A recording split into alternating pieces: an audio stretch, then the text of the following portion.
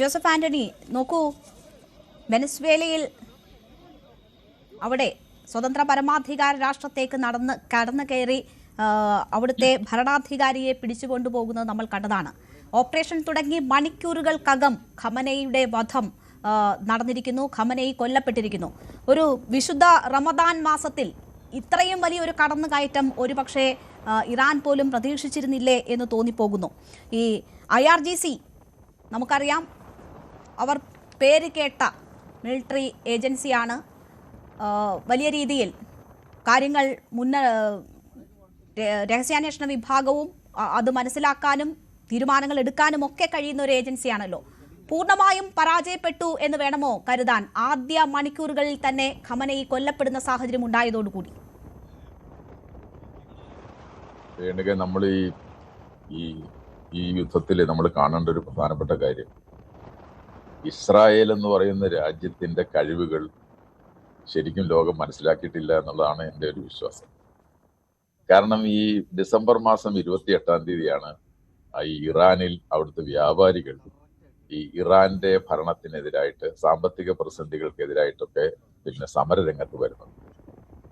28-ാം തീയതി വന്ന് 29-ാം തീയതി ആയപ്പോൾ ഉണ്ടായ ഒരു സംഭവവികാസം എന്താണെന്നറിയാമോ? 29-ാം തീയതി മൊസാദ് പേർഷ്യൻ ഭാഷയിൽ അവരുടെ എക്സിലൂടെ ഒരു ഒരു ഒരു ഒരു ഒരു മെസ്സേജ് കൊടുത്തു. എന്താ മെസ്സേജ്? മെസ്സേജ് എന്ന് പറയുന്നത് സമരം നടത്തുന്ന ആൾക്കാർക്കുള്ളതാണ്.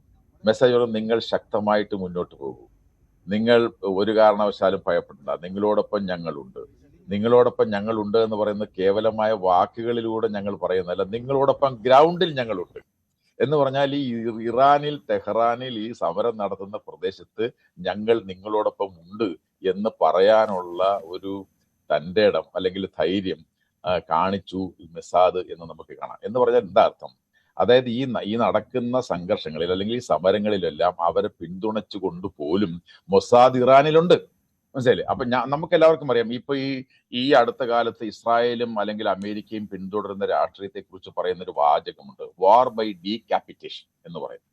അതായത് നിങ്ങൾ ശത്രുവായി കാണുന്ന ഭരണകൂടത്തിന്റെ നേതാക്കന്മാരെ അല്ലെങ്കിൽ അങ്ങനെയുള്ള ആളുകളെ കൊന്നുകൊണ്ടുള്ള രാഷ്ട്രീയം, കൊന്നുകൊണ്ടുള്ള യുദ്ധം നടക്കുന്നുണ്ട് എന്നുള്ളത് നമ്മൾ കാണുന്നുണ്ട്. അത് വളരെ അപകടകരമായ ഒരു പ്രവണതയുമാണ്. നമുക്കറിയാം, നമുക്ക് പാകിസ്ഥാന്റെ പ്രധാനമന്ത്രിയോട് ശത്രുതയുണ്ടെങ്കിൽ പാകിസ്ഥാന്റെ പ്രധാനമന്ത്രിയെ കൊല്ലുകൊണ്ടുള്ള രാഷ്ട്രീയത്തിലേക്ക് ലോകം പോയാൽ എന്തായി തീരും? ഇപ്പൊ ട്രംപ് പുട്ടിനെ കൊന്നുകൊണ്ട് രാഷ്ട്രീയം യുദ്ധം തുടങ്ങിക്കഴിഞ്ഞാൽ എന്തായിരിക്കും സ്ഥിതി? അപ്പൊ അതൊരു വളരെ അപകടകരമായ ഒരു പ്രവണതയുണ്ട്. അത് അമേരിക്കയും ഇസ്രായേലുമാണ് ആ കലയിൽ വളരെ ശക്തമായിട്ട് പോയിക്കൊണ്ടിരിക്കുന്നതെന്ന് കാണാം. അത് പോട്ടെ, അത് ഞാൻ അത് കൂട്ടത്തിൽ പറഞ്ഞതേ ഉള്ളൂ. ഞാൻ പറഞ്ഞു വരുന്നത്, ഈ ഇസ്രായേല് ഈ ഖമനയി എന്ന് പറയുന്ന ആ ഭരണകൂടത്തിന്റെ നേതാവ് എപ്പോഴാണ് അദ്ദേഹത്തിന്റെ ഓഫീസിൽ വരിക, എന്നൊക്കെയാണ് ഓഫീസിൽ വരിക, എപ്പോഴാണ് ഉണ്ടാവുക, ആരൊക്കെ അപ്പോഴും ഉണ്ടാകും, എവിടേക്കാണ് ഇവരുടെ പ്രധാനപ്പെട്ട പ്രസിഡന്റ് ഇരിക്കുന്നത് അല്ലെങ്കിൽ പ്രതിരോധ മന്ത്രി ഇരിക്കുന്നത്, ഇതിനെ സംബന്ധിച്ചൊന്നും ആരും ഇസ്രായേലിന് പറഞ്ഞു കൊടുക്കേണ്ട കാര്യമില്ല. ഇസ്രായേലിന് ഇതെല്ലാം കൃത്യമായിട്ട് അറിയാം.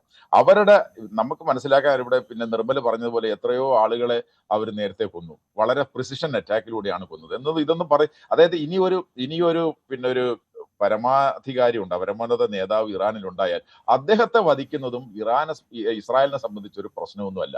അപ്പൊ ഞാൻ പറഞ്ഞത് അത്രത്തോളം സാങ്കേതിക പരിജ്ഞാനവും അത്രത്തോളം അവരുടെ ആസെറ്റ്സും, അതായത് രഹസ്യാന്വേഷണ വിഭാഗവും വളരെ ശക്തമായി ഇറാനിൽ ഉണ്ട് എന്നുള്ളത്. അതുകൊണ്ട് നേരത്തെ വധിച്ചതുപോലെ ഇനിയും ആളുകളെ വധിക്കുന്നതിന് ഒരു പ്രശ്നവും അവർക്കില്ല.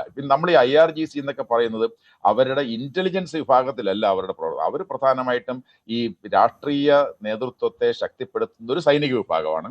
ആ സൈനിക വിഭാഗത്തിന്റെ കീഴിലാണ് ഈ പറഞ്ഞ തരത്തിലുള്ള ഈ ബാലിസ്റ്റിക് മിസൈൽ പോലെയുള്ള കാര്യങ്ങൾ, അല്ലെങ്കിൽ അവിടുത്തെ പ്രധാനപ്പെട്ട സാമ്പത്തിക സ്രോതസ്സുകളുടെ കാര്യങ്ങൾ, അവരുടെ കീഴിലുള്ള ഖുദ്സ് വിഭാഗങ്ങൾ, ഇങ്ങനെയൊക്കെയുള്ള വിഭാഗങ്ങൾ അവരുടെ കീഴിൽ പ്രവർത്തിക്കുന്നുണ്ട്. അവരാണ് വാസ്തവത്തിൽ ഈ ഭരണകൂടത്തെ താങ്ങി നിർത്തുന്നത്.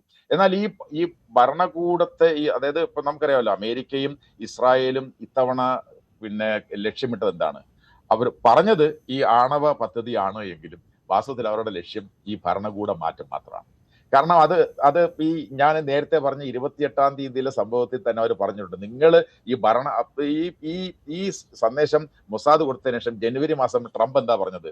ഈ സമരക്കാരിങ്ങനെ സമരം നടത്തിക്കൊണ്ടിരിക്കുമ്പോൾ പറഞ്ഞു, നിങ്ങൾ ശക്തമായിട്ട് പോകൂ, നിങ്ങൾ സ്ഥാപനങ്ങൾ കയ്യിലെടുക്കുന്ന, സ്ഥാപനങ്ങൾ പിടിച്ചടക്കുമെന്നാണ് ട്രംപ് പറഞ്ഞത്.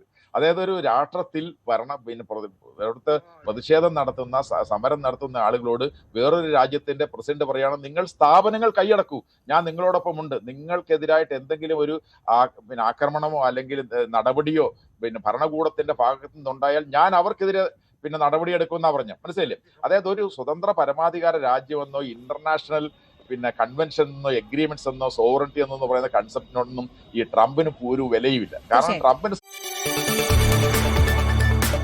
കൂടുതൽ വാർത്തകൾക്ക് news 18 Keralam YouTube channel subscribe ചെയ്യുക.